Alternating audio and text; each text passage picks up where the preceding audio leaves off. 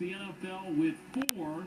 We got Jameis Winston. Yeah, they finally found a number one cornerback. He's been their best defensive player the first month of the season, man. Carolina 4-0. Atlanta's got a running game. Devontae Freeman and the Falcons are 4-0. Yeah, this has been the biggest improvement in the Falcons, the offensive line and the run game. And wait till they get their backup running back, Coleman back. 4-0 for Atlanta. Giants won their second straight. Yes, and to me, you talk about big improvements. Their defense was much improved today. That's got to be exciting for Giants fans. Washington's now 2-2. Kirk Cousins to Pierre Garçon, the game winner. Yeah, this is a big win for the Redskins, and Kirk Cousins, he has to be more consistent if they expect to contend in this division. The Jets beat the Dolphins handily in London today.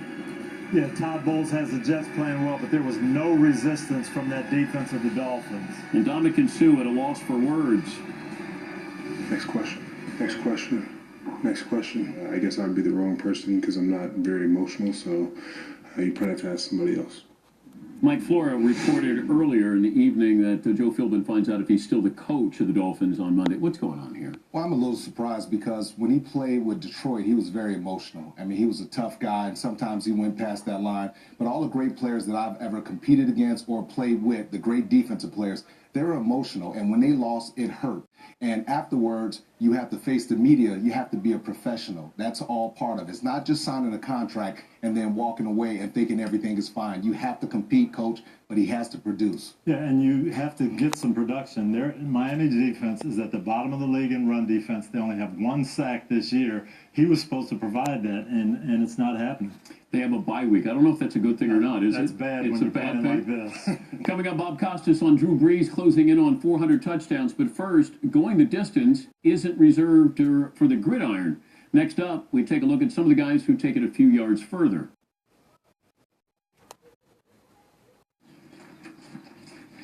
Let's do this.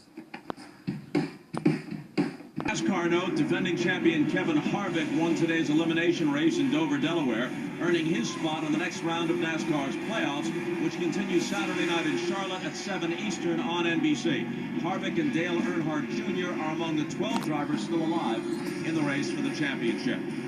Meanwhile, here in New Orleans, the Cowboys lead the Saints 10-7. Let's talk about Drew Brees, who continues to add to his Hall of Fame credentials. With his first-half touchdown pass to Josh Hill, he's now 1 away from 400, and he'll become just the 5th in NFL history to reach that mark.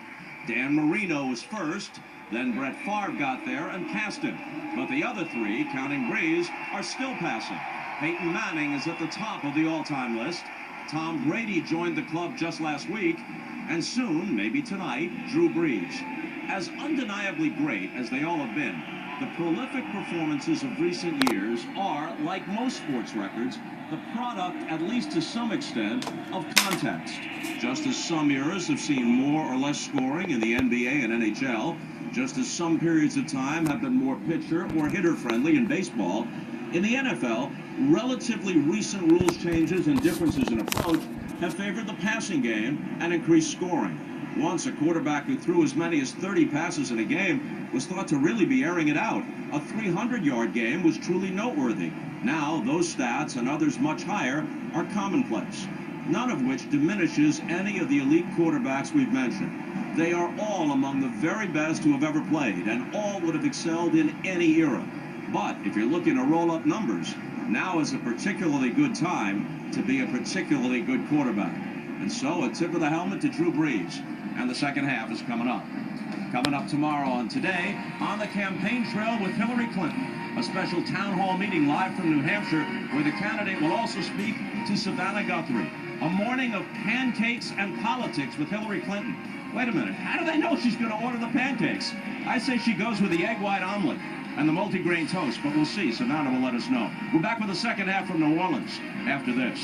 Tonight after the NFL on NBC. My daughter calls me her gladiator. When I was first diagnosed, my daughter was away at school. I was concerned to tell her while she was so far away. I wanted to wait till she came home and saw me with her own eyes and knew that I was going to be okay. She was my backbone. Early detection saves lives. Get screened today. Join in the fight against breast cancer at NFL.com/pink and learn more about a crucial catch day. This telecast is copyrighted by the NFL for the private use of our audience. Any other use of this telecast or any pictures, descriptions, or accounts of the game without the NFL's consent is prohibited. This week, Fallon has Hugh Jackman, Shaquille O'Neal, Lady Gaga, Ronda. And in every game that changes everything. AJ Green's gonna do it again. NFL Turning Point, presented by Bose, Wednesdays on NBCSN. Tonight's first half highlights are brought to you by the Chevy Silverado.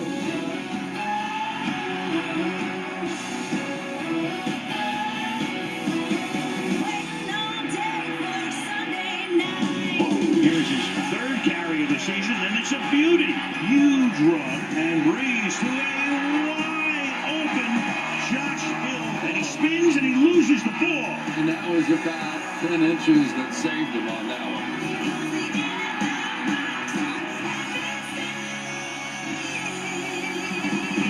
Chevy Silverado. High-strength steel for high-strength dependability. New Orleans on this first Sunday night of October with the Dallas Cowboys on top, 10-7. So Breeze tonight, 17 out of 20, but a lot of short passes.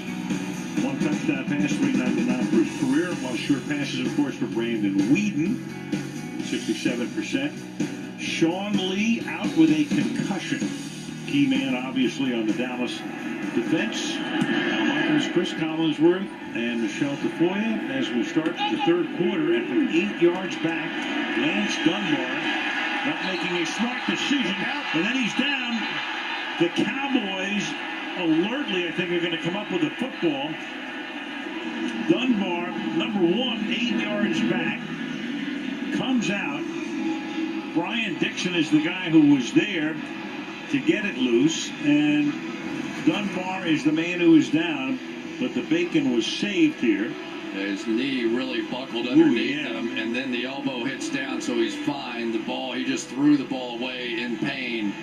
You can see that left knee buckling, but there goes the knee and the elbow down, and then just, that was his reaction afterwards.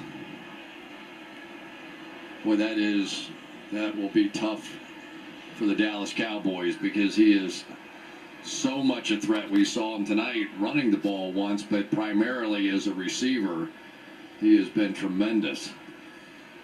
Well, he's one of the 3 running backs, but really a receiver more than a runner. He had that great run tonight, and they work on him here in the third quarter.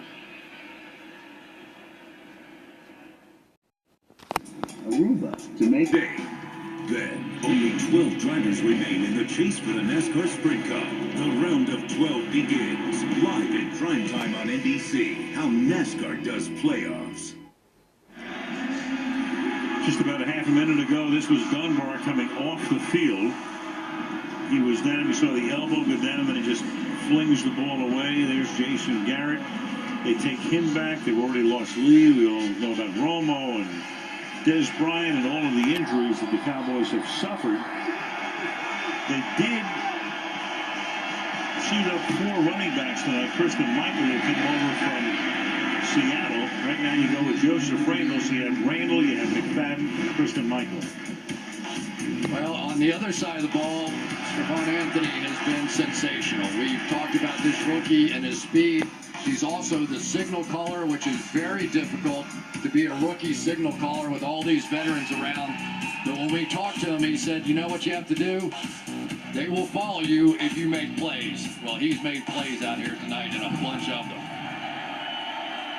Second down and 8 from the 11-yard line. And nothing there for Randall, third down. Here's Michelle. Well, I spoke to Jason Garrett about the loss of Sean Lee to a concussion, and he said Anthony Hitchens is the guy that's going to step in and make the calls, and he can express nothing but complete confidence in Hitchens.